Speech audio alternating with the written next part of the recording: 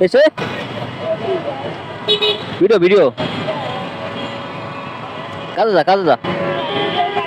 বুঝে না কেন ভিডিও কাটবো কেন কবি তো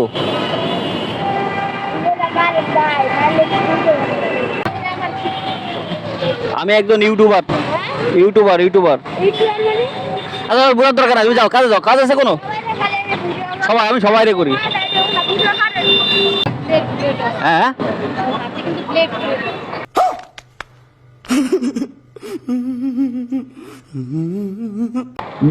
কি করবো